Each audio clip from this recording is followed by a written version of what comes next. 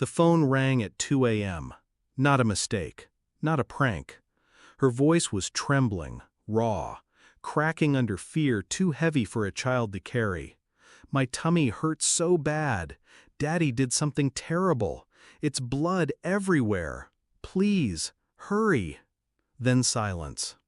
My hands froze around the receiver. The sound of her breathing had vanished. What lingered was emptiness. I dialed 911 with mechanical precision, my voice detached, calm, almost inhuman as I gave the address. My mind wasn't calm, though. Inside was a storm.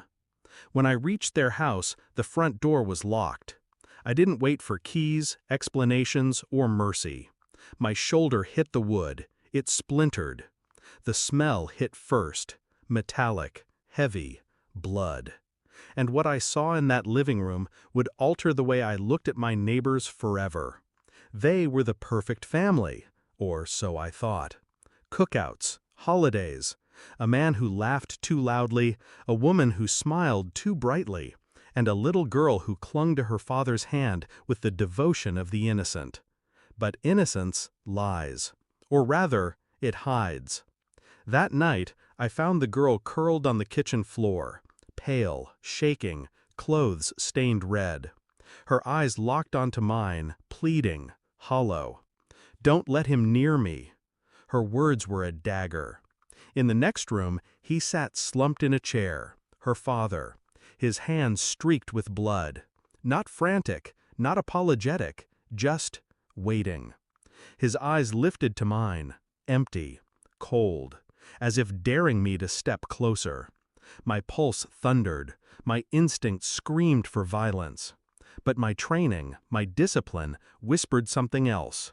Observe, remember, survive. This wasn't chaos, it was staged.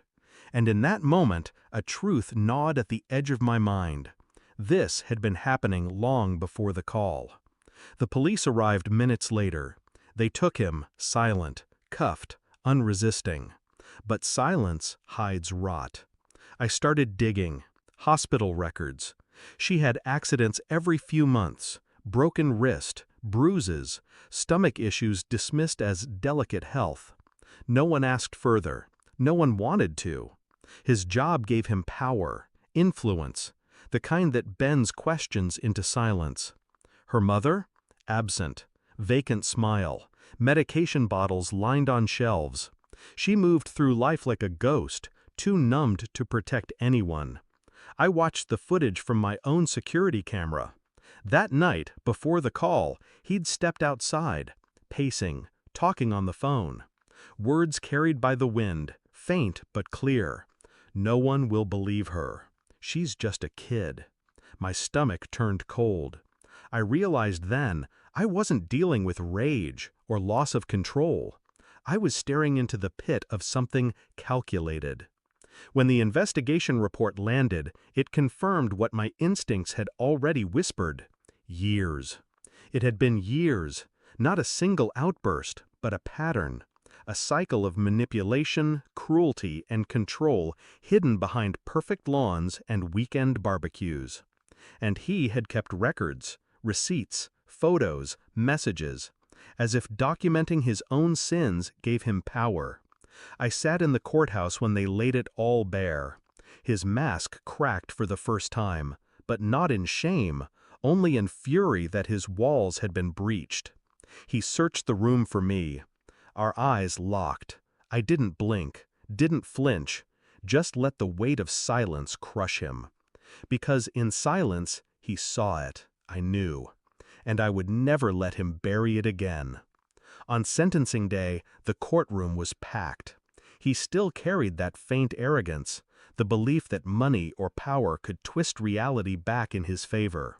Then the judge read the sentence. Decades. No parole. He went pale. I leaned forward, just enough for him to see me. Calm, detached. Not rage, not triumph. Just a steady reminder. He was finished. As they dragged him out, his eyes burned with hatred. But hatred is powerless when you've lost everything. The girl was sitting 2 rows behind me. Small, fragile. She clutched a stuffed toy like it was life itself. I turned once, just enough for her to see me. I didn't smile. I only gave a slow nod, a promise he would never touch her again. Now, when I look across the street, the house sits dark, windows shuttered, silence heavier than before.